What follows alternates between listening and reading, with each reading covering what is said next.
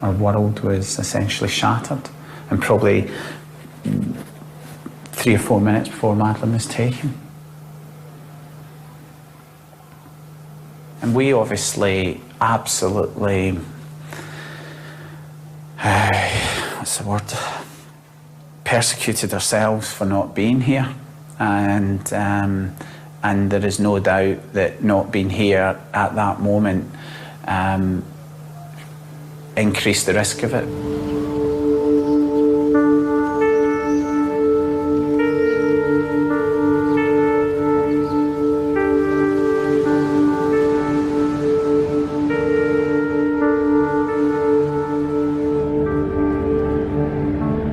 The McCanns were on holiday with a group of friends. In the evenings, they all ate together and took it in turns to make half-hourly checks on each other's children. Two of the group, Matthew Oldfield and Jane Tanner, both crucial witnesses, have returned to help Dave Edgar with the reconstructions. It's believed that Madeleine was taken shortly after her father's check at 9 o'clock. In the 45 minutes that followed, there were two significant sightings of a man carrying a young girl. The first was by Jane Tanner. She was looking in on her sick daughter when she saw Jerry returning from his check. He was talking to a friend, Jez Wilkins, at the side of the road. However, Jane and Jerry remember the scene differently. See, I think you were about here. And I think you were standing like that, and Jez was there with his pram pointing down that way. Because I think if you'd have been looking at me, because I would have said something, because I would have said about, because Kate had been moaning that you'd been gone a long time watching the football. I'm almost certain that when I came out, I came over and he was here, and I was like that. That's my memory of it, is like Jez is 6'3" or something and looking up, and then turning in when I finished. That's my memory of it. Yeah, I mean, well, they just... I mean, it's like I said, that there are inconsistencies, you know, in every major investigation. Okay, that's fine. Obviously, the most important thing is what you saw, Jane. It's not where Jerry and Jez were actually stood, because they didn't obstruct your view of the man you saw. I was walking up here to do the check, and probably as I got to, it's hard to know exactly where, but probably about here, I saw the man walk across the road there, carrying the child.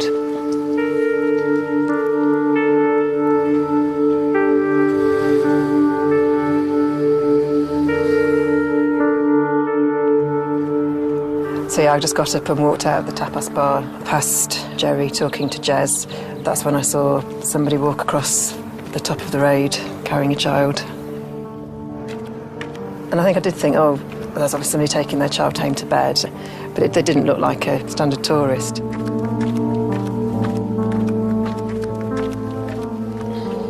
It's just ridiculous, isn't it? It just looks so much like somebody abducting a little girl when you look at it, and everything just looks so obvious when you know, but just look at it and you think, why the hell didn't you think there is somebody abducting a child? But it's not even a thought that somebody's going to go into an apartment and take a child out. You know, you're probably the one person that could have actually stopped it, and you think, oh, what if? It's that what if, and you can take those what ifs to ad infinitum, really.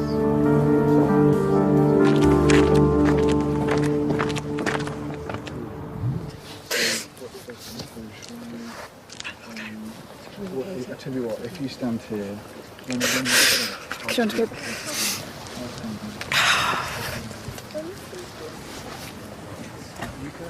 At 9:30, half an hour after Jerry's check, it was Matthew Oldfield's turn to look in on all the children.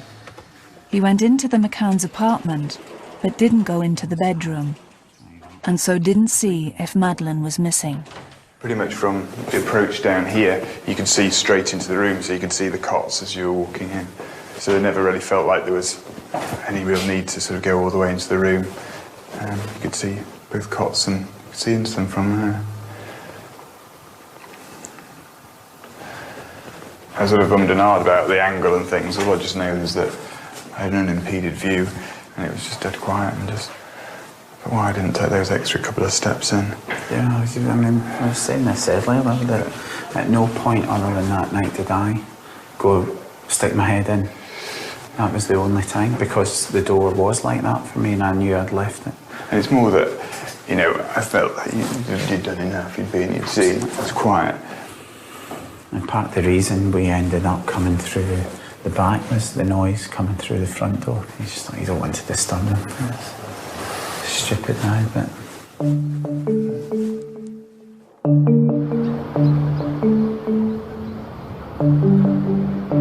It is possible that Jane Tanner is not the only person who saw Madeleine being carried away by the abductor.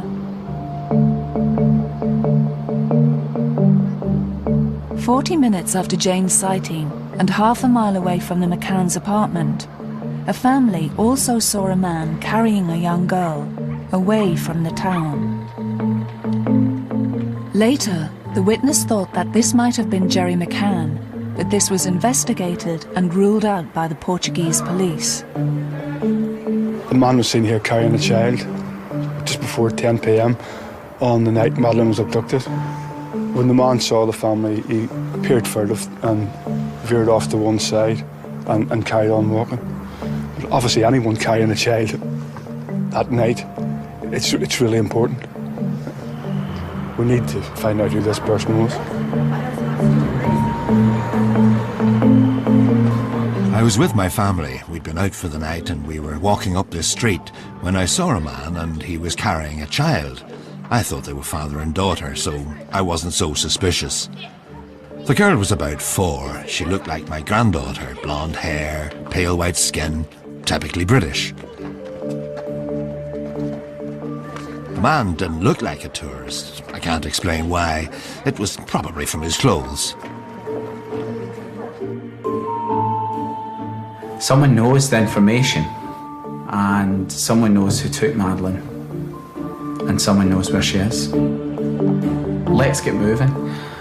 Let's get the phone ringing.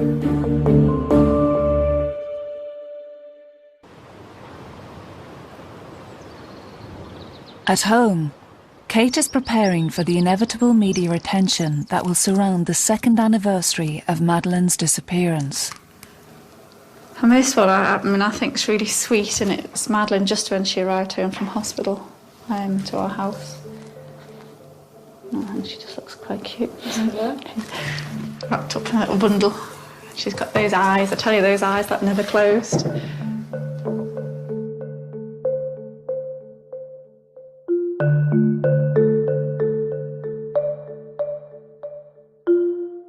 For us, they're not just photos, and especially now, having Madeleine in our life, they're more than photos, and to me, each photo is very special. I mean, it's Madeleine, and we've given out so much of our daughter to the world, really.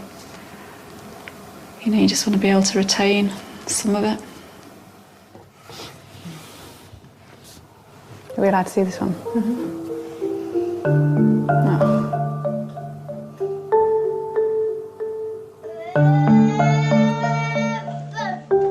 Do you think Emily likes chocolate? Who says uh-huh? Say yes, Daddy. Yes, Daddy. Okay.